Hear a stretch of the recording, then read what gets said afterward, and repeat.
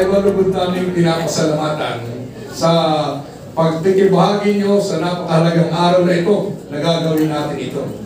First time sa bayan ng General Nakar na nagsama-sama ang mga estratehikong ahensya mula sa kasundaluhan, kapulisan, DILG, lokal na pamahalaan at nasyonal upang itayo ang isang napakahalagang programa at serbisyo sa kapakanan ng ating mga kababayan. Ito'y nakalaan sa mga kapatid natin na nagpapalik loob. Saan pa kayo pupunta? Ibig sabihin, kung kayo babalik sa normal na buhay natin, ito ang nakalaan sa inyo sa tulong ng ating pamahalaang panlalawigan, sa tulong ng ating pamahalaang nasyonal at ng ating pamahalaang lokal. So yun po, basta't kapakanan at kagandahan, kapayapaang pangmatagalan ng ating mga kababayan, ang bayan ng General Nakar ay nakalaan po dyan. Ito po'y patingin pa lang, may winuwork po kami ni Go na isa pang proyekto. So welcome po sa inyo, maraming salamat Go sa inyong panahon, sa ating mga kaibigan, kasundaluhan at kapulisan.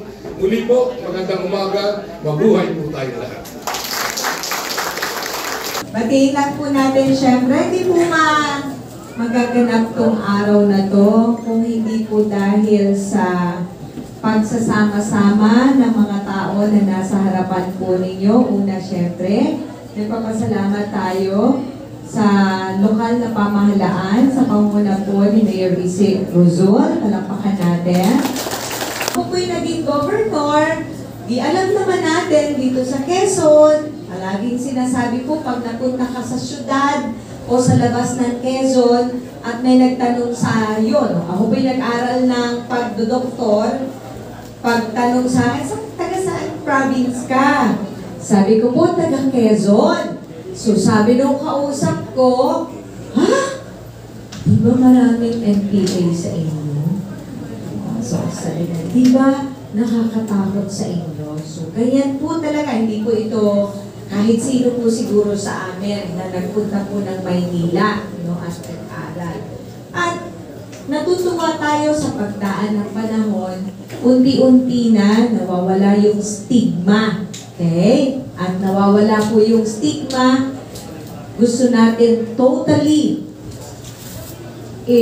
tanggalin yung ganung pagtingin sa ating lalawigan. Patuloy natin itong i-maintain, no, na insurgency free. So tutulungan niyo po kami na ikayatin para pag pumunta kayo ng Maynila at tinanong kayo kung taga saan kayo, sasagot nyo at ipagmamalaki ninyo na kayo ay galing sa mapayapang lalawigan ng Quezon. At yun nga po, sa tulong ng ating punong bayan, hindi po kami niya pinabiyaan, sa tulong ng Sangguniang Bayan, hindi kami pinabiyaan, lalo po ang ating gobernadora ng ating probinsya, hindi kami pinabiyaan. Sa katarayan po, nung nakarang buwan noon, ito po yung sinamahan natin sa Kapinpin, yung po noon, ng mga kapatid po natin. Alam po ninyo, sa isang katulad ko po na katutubo, hindi ko po akalain na yun ay makakaya natin, yung ganung mga sitwasyon. Pero hanggang ngayon po, naninindigan tayo at sinasabi natin sa ating mga kabarangay na kahit hindi po natin kabarangay, but taligaw ng landas, kayo ay makipagtulong sa pamahalaan. Dahil ang pamahalaan natin ang nagagawa ng karsada, ang pamahalaan natin ang nagagawa ng eskwelahan, siya ang nagagawa ng hospital, hindi ang NPA. Yun po. Kaya ako po, talagang sinasabi ko sa inyo, wala po noon ay for support sa ating gobyerno. At ako pinagpapasalamat sa mga ito po sa ganitong kanilang tinanggap dahil hindi po tayo mapapahiya sa mga tao na kausap natin. Maraming salamat po.